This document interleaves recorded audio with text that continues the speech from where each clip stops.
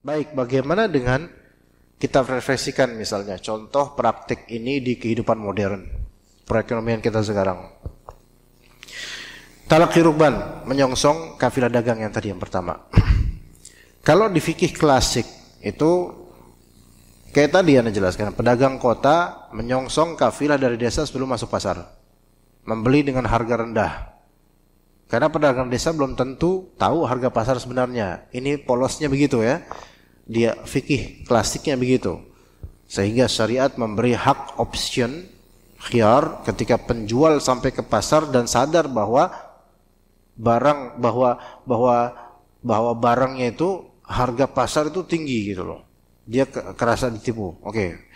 Di sini kalau dalam analogi atau dalam praktik modern, maka ada yang namanya middleman predatory. Jadi predator tapi dia menjadi orang yang di tengah antara orang desa sama pasar gitu loh. Jadi middleman, orang di tengah tapi dia tuh bersifat predator gitu loh. Dia ngambil keuntungan di situ benar. Ya ngambil keuntungan. Tapi ada sisi predatornya gitu loh. Ada sisi manipulatifnya. Misalnya seorang tengkulak. Kita kan tengkulak ya. Tengkulak kan berarti kan kayak beli grosir, beli dari sumbernya gitu. Jadi seorang tengkulak di jalan menghentikan petani yang sedang membawa hasil panen ke kota. Lalu membelinya dengan harga murah sebelum sampai pasar induk. Begitu sampai kota, ternyata harga pasarnya jauh lebih tinggi daripada harga yang dari orang desa ini. Contoh apa? Misal tengkulak sawit misalnya. Ya. Jadi ini sawit lagi panen, udah banyak kan, di pick up, di truk gitu kan. Ini pengusaha sawit dan karyawannya lagi mau jalan ke pasar kota misalnya. Ini masih betul-betul masih mentah gitu loh, masih mentah. Emang murni pengen dagangin sawit itu, ya. Maka tengkulak di tengah jalan membeli. Pas truk sawit ini kemudian mungkin lagi ngopi-ngopi dulu orang-orangnya di restoran atau di rumah makan, maka tengkulak ini datangin mereka, make a deal, ya. Bisa nggak kita beli ini masih di jalanan desa, misal sekilo berapa, harga murah masih mereka, maka tengkulak ini kemudian boleh nih harga segini. Padahal kalau misalnya itu di kota itu harga segitu itu murah banget. Maka langsung dicaplok, diambil dah udah.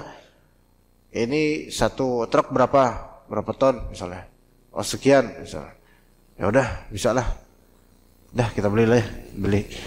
Akhirnya tengkulak ini memang membeli, tapi dia belinya itu di perjalanan yang mana orang-orang sawit ini mereka nggak ngerti kalau mereka itu terlalu murah ngejualnya gitu.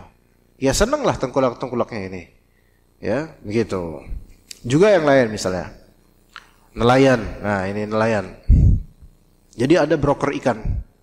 Yaitu orang-orang yang ya mereka broker, mereka yang seperti yang tadi juga tengkulak tapi versi untuk ikan ya. Jadi broker ikan di pelabuhan itu langsung menyambar hasil tangkapan para nelayan yang baru tiba di dermaga sebelum dilelang. Kan ada pelelangan. Kalau pelelangan itu emang ofisialnya perdagangan di situ lelang, oke. Di pasar lelang, oke. Tapi sebelum sampai pasar masih fresh, baru betul-betul kapal dilabuhkan di dermaga. Ini tengkulak ini atau broker ini langsung nodongin harga. Jangan kesana dulu lah. Ayolah kita ngobrol dulu, ngopi-ngopi dulu misalnya. Ayo. Ya jadi berapa? Jadi kalau lelang kan jelas, kalau lelang kan siapa yang lebih tinggi harganya, itu kan cari keuntungan di situ. Tapi dia tengkulak ini udah sama kita aja. Enggak usah kesana dulu lah. Ngobrol-ngobrol dulu, siapa tahu bisa nih kita kerjasama gitu.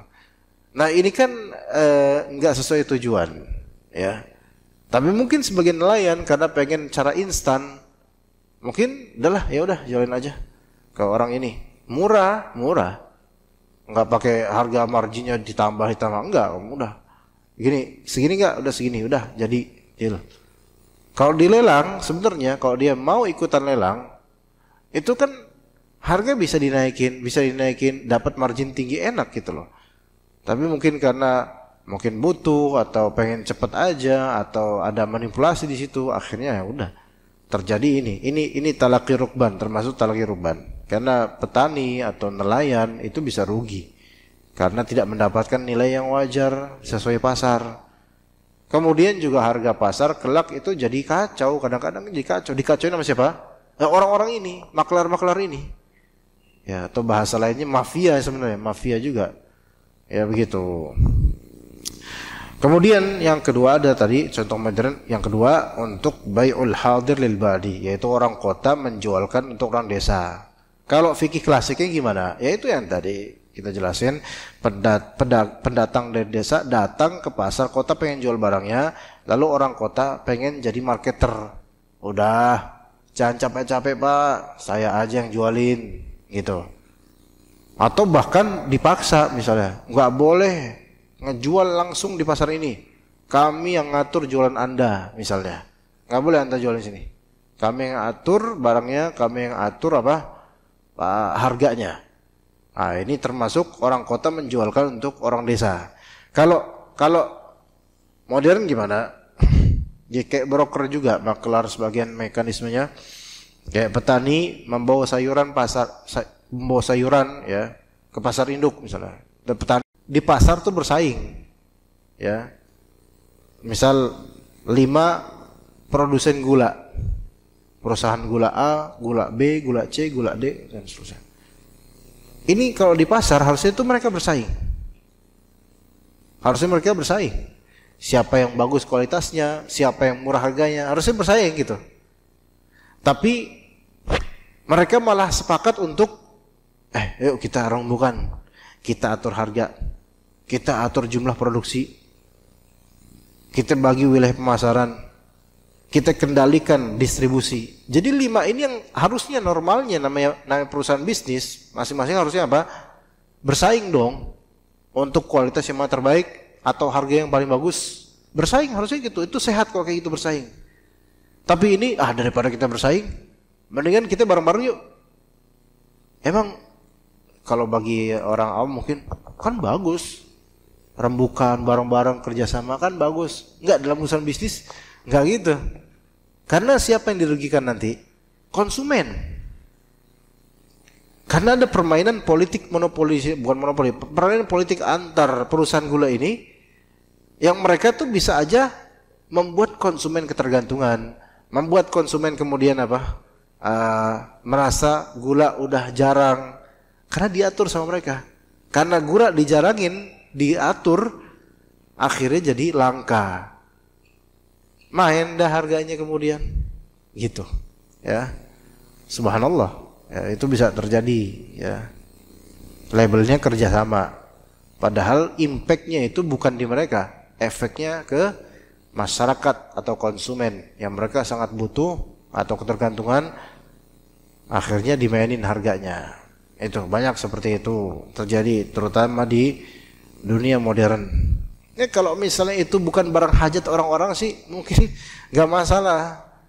Ya, coba sekarang kalau yang bukan barang hajat nih ya, Misalnya seblak, ya, seblak sini kerjasama sama seblak di atas Cianjur apa mana tuh? Di atas ada seblak, sono ada seblak lagi. Para seblakers ini mereka sengaja kerjasama, kita atur barang, kita ini barang supaya harga makin mahal. Itu kira-kira masyarakat wahana terkena efeknya enggak? Kekurangan seblak? Enggak lah. Malah mereka mungkin beralih ke makanan lain, martabak dan seterusnya. Bodoh amat, mau seblak makin tinggi, langka, biarin gitu kan. Masih ada opsi lainnya. Beda kalau misalnya itu telur. Beda kalau misalnya itu cabai. Karena apa? Ini harian. Seblak bukan harian kecuali orang-orang khusus aja. Maka nggak ada impact. Nah, orang-orang seperti ini yang pengen jadi mafia ini rata-rata untuk hal-hal yang dibutuhkan banyak orang. Dari situ dia dapat banyak keuntungan. Seperti itu. Wallahu a'lam. Jadi ini merusak mekanisme alami pasar. Pemerintah itu harusnya apa? Harusnya betul-betul meriset ini dan memperbaiki. Tapi kalau pemerintah juga malah ikut-ikutan nimbrung, ya udah susah udah urusannya. Gitu cuma sekalian ya. Ya taib, suruh jam berapa nih? Udah suruh. Ya taib. Ada pertanyaan nggak jemaah sini? Nggak ada pertanyaan. Kita cukup sampai sini aja. Mudah-mudahan manfaat insyaallah. Kita lanjut nanti pada kesempatan berikutnya. Barakallahu fikum jami'an.